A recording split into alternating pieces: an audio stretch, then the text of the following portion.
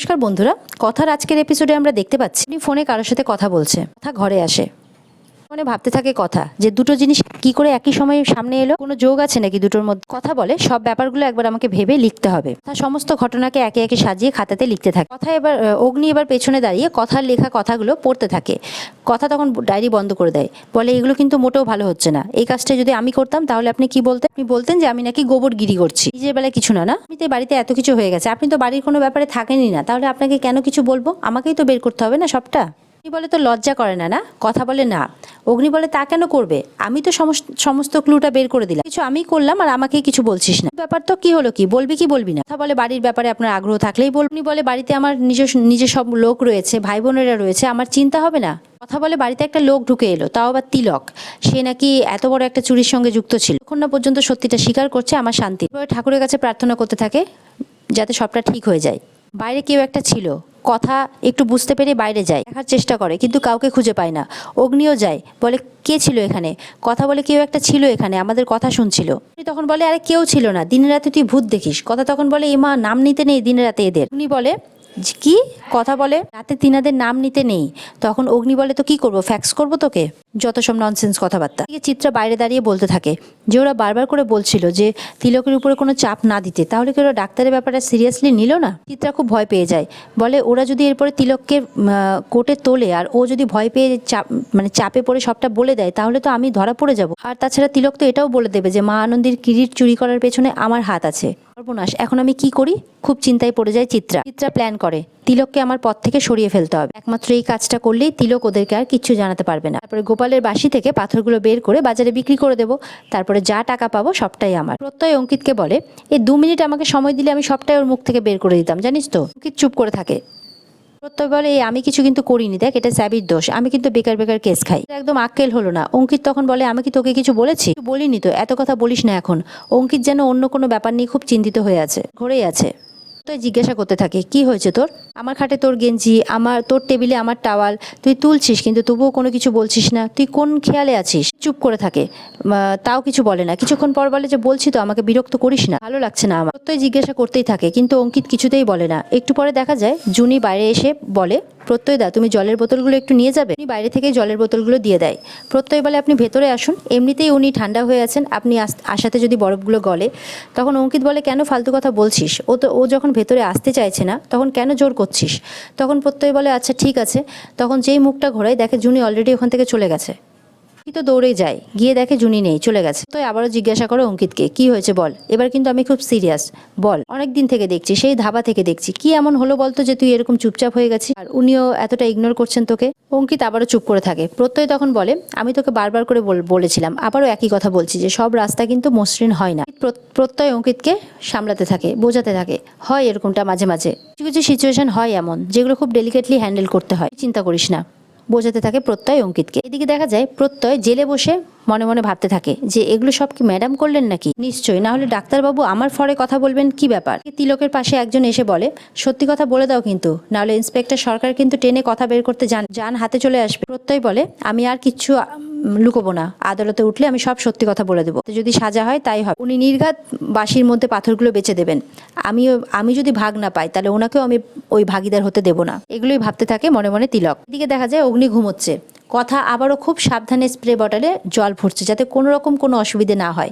একটু পরে দেখা যায় জলটা নিয়ে আসতে বোতলের খাপটা আবারও অগ্নির গায়ে পড়ে যায়। অগ্নি আবারও ভয়ে চিৎকার করে ওঠে যে কে কে কে বলে। খুলেই দেখে কথা, বলে আবার তুই আমার মুখে জল দিয়ে ঘুম থেকে ওঠানোর চেষ্টা করছিস? বলেছি না আমি যে মাথার কাছে তুই গাছ রাখবি, রাখলেও তাতে জল দিবি না? দাঁড়া, তুই একটাও কথা আমার শুনিস না, দাঁড়া। বলতে থাকে জানেন আমি ইচ্ছে করে কিন্তু এগুলো করিনি, জানেন গাছ লাগানো খুব ভালো, গাছের জন্য তোর আজকে ভাগ্য খারাপ হবে। আর কথার হাত থেকে জলের বোতলটা নিয়ে কথার দিকে দৌড়তে থাকে অগ্নি। কথাও পালাতে থাকে। দেখা যাচ্ছে কথা সবটাই ভাবছিল, ইমাজিন করছিল, ভাবতে ভাবতে কথা সত্যি সত্যিই পালিয়ে যায়।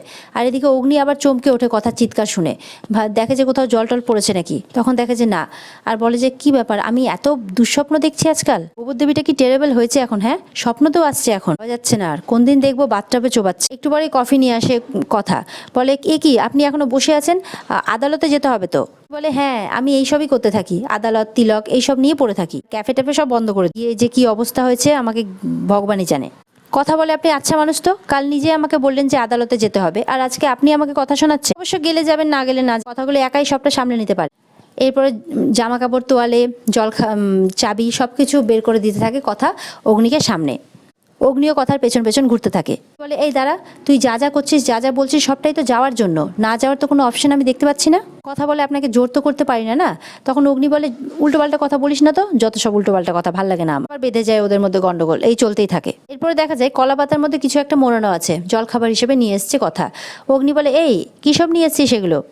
তখন কথা বলে রাগি পুর ভরা। উনি বলে তুই এত রাগি রেগি খাবার বানাস কেন বলতো? কথা বলে এটা রাগির আটা দিয়ে তৈরি, শরীরের জন্য খুব ভালো পাচক মশাই, আপনারা রোল খান না, খানিকটা সেরকম। উনি বলে তা বলে এটাকে এইভাবে কলা পাতা দিয়ে মুড়িয়ে দিবি? কথা বলে কলা পাতা হলো পরিবেশ বান্ধব, এইসব জিনিস দিয়ে মোড়ানো উচিত। উনি বলে শোন না, এই গাছ নিয়ে জ্ঞান না আমার আর ভালো লাগছে না, এই জ্ঞান শুনতে শুনতে না কোন দিন আমি একটা গাছ হয়ে দাঁড়িয়ে থাকবো দেখবি। উপরের দিকে দুহাত তুলে দেখাতে থাকে অগ্নি, ঠিক এরকম ভাবে, অদ্ভুত একেবারে। অগ্নি বলে অবশ্য আইডিয়াটা খারাপ না। তখন কথা বলে যে তাহলে এটা চা ঘরের পর দেখতে পাবো, তাই তো? এটা নিয়ে আবারও শুরু হয়ে যায় তাদের মধ্যে গন্ডগোল, ব্যাস চলতেই থাকে এই সমস্ত কিছু। কথা বলে আমি ঠাকুর ঘরে যাচ্ছি, তৈরি হয়ে আমাকে ডেকে নেবেন, অবশ্যই যদি যান তাহলে, বলে পালিয়ে যায় ওখান থেকে। অগ্নি তখন বলে কি বলে গেল? অগ্নি যেই কফিটা মুখে দেয় সেই অগ্নির মুখটা আবার খারাপ হয়ে যায়, বলে এই আবার খেজুরের বীজ দিয়ে কফি বানিয়ে কথা লিখে রেখেছে একটা কাগজে, সেটা অগ্নি পড়ে। বলে আজকে কোর্টে তিলককে দেখে আপনি যদি রাগে আবার মারধর করেন, সেই জন্য ভেষজ কফি বানিয়ে দিয়ে গেলাম, যাতে আপনার মাথা ঠান্ডা থাকে, মানবিকতার খাতিরে খেয়ে নেবে। এটা পড়ে তো আরও মাথা গরম হয়ে যায় অগ্নির, বলে ননসেন্স বলে রেখে দেয় কাগজটা আর চুপ করে বসে থাকে। এরপরে দেখা যায় কাকিয়া পুজো করছে, ঠাকুর ঘরে জুনিও এসেছে, কথা এসেছে। কথাকে দেখে বলে সব কিছু ঠিক আছে তো? কথা আবারও অগ্নির মাথা গরমের কথাটা বলে। তখন কাকিয়া বলে আচ্ছা আচ্ছা ঠিক আছে, ও সব ঠিক হয়ে যাবে, আমাদেরকে তো আবার আদালতে যেতে হবে, কিন্তু সবাই তৈরি। হ্যাঁ, এরপরে কথা আরতি করতে থাকে ঠাকুর, মনে মনে ঠাকুরের কাছে প্রার্থনা করতে থাকে যে আসল দোষীকে যাতে খুঁজে পায়। এরপরে সবাই রেডি হয়ে চলে এসেছে, বলে চলো বেরিয়ে পড়ি, ছোটকারা সবাই চলে এসেছে। কাকিয়া বলে জুনি তুমি প্রসাদগুলো সবাইকে দিয়ে দাও, আমি তাপটা দিয়ে। সবাই রেডি হয়ে বেরিয়ে পড়ে। কথা বলে পাচক মশাই তো এখনো এলেন, উনি কি তাহলে আসবেন? এগুলোই চিন্তা করতে থাকে। এদিকে অগ্নি চলে আসে রেডি হয়ে, বলে চল তাড়াতাড়ি। কথা আবারও ডাকে পাচক মশাই, হাসতে থাকে। অগ্নি বলে কি ব্যাপার রে তোর, সকাল থেকে এত ঝাড় খাচ্ছিস, তাও মুড এত ফুরফুরে কি করে তোর? কথা তখন আঁচলে করে মা আনন্দীর আশীর্বাদের ফুল এনেছে, বলে এটা আপনার মাথায় ঠেকিয়ে দেবো, এতে মা আনন্দীর আশীর্বাদের ফুল রয়েছে। কথা ঠেকাতে গেলে অগ্নি বলে একদম না, এইসব একদম করবি না। তখন কথা বলে আপনি আমার এইটুকু ইচ্ছে পূরণ করবেন? কথা তখন অগ্নির মাথায় ফুলটা ঠেকায়। অগ্নি চুপ করে থাকে। ছোটকা তখন চলে আসে, বলে তখন এসে অগ্নিকে নিয়ে চলে যায়। সবাই মিলে বেরিয়ে পড়ে, কোর্টে পৌঁছেও যায়। সবাই বলতে থাকে আসামি তো এখনো আসেন। তিলককে নিয়ে চলে আসে কোর্টে। বলে কি করে যে আপনি এত জঘন্য অপরাধগুলো করেন কে জানে, কিসের এত শত্রুতা আপনার আমাদের সাথে? ও আপনি তো আবার কোনো প্রশ্নের উত্তরই আমাদের দেবেন, কিন্তু কি জানেন তো তিলক বাবু, মহামান্য আদালতের কাছে আপনাকে সমস্ত সত্যিটা বলতেই হবে, সমস্ত প্রশ্নের উত্তর দিতে হবে, আর সব সত্যিটা স্বীকারও করতে হবে। সেখানে কিন্তু অসুস্থতার কোনো রেয়াত চলে না, এটা মাথায় রাখবেন। তিলকের ঘাড়ের কাছে কথা একটা কালো দাগ দেখতে পায়। কথা বলে তিলক বাবুর ঘাড়ে যে জরুলটা দেখলাম সেটা কোথায় যেন দেখেছি, আর যাওয়ার সময় কি বলে গেলেন ওটা? ও নেই। সব সত্যি সহজ হয় না, তার মানেটা কি? চিত্রা প্রান্তিকের সাথে ফোনে কথা বলছে, বলে ওদিকে সব ব্যবস্থা রেডি তো? বলে তিলক কিন্তু আজ আদালতে উঠবে, আর ও যদি আদালতে উঠে যায় তাহলে কিন্তু আমরা সবাই ভেসে যাব। প্রান্তিক বলে চিন্তা করবেন না ম্যাডাম, আপনি তো শুধু নিজেকে বাঁচানোর জন্য আমাকে ফোন করেন, আমার কথা তো কিছু ভাবেন না। প্রান্তিক বলে আমার একটা লোক ঠিক করার আছে, ও সব ব্যবস্থা করে দেবে, আপনি চিন্তা করবেন না। আর ওই লোকটা এতক্ষণে কোর্টে পৌঁছেও গিয়েছে। কথা তো খুব ভাবতে থাকে, আর যেগুলো সে ভাবছে সেগুলো সে অগ্নিকে বলে। কথা বলে কি এমন সত্যি আছে যেটা শুনলে আমাদের অসুবিধা হবে? অগ্নি বলে এত প্রশ্ন কেন তোর, মানে চল না এক্ষুনি তো সব জানতে পেরে যায়। অগ্নিতে সবাই ডাকতে থাকে। প্রত্যয় এসে বলে যে আমার মনে হয় আমাদের সবকিছু হাতেই আছে, ও এখনো ওর দলবলের সাথে আলোচনা করার সুযোগ পায়। বলে এই বিগ ব্রো কথা বোধহয় একটু বেশি টেনশন করছে, তুই জানা কথার সাথে থাক। কথাকে বোঝাতে থাকে তুমি কিছু চিন্তা করো না, মা আনন্দীর কৃপায় সব ঠিক হবে।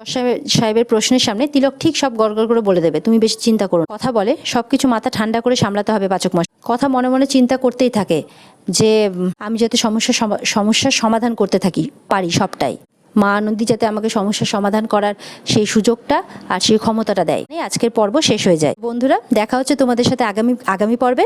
ভালো থেকো সবাই।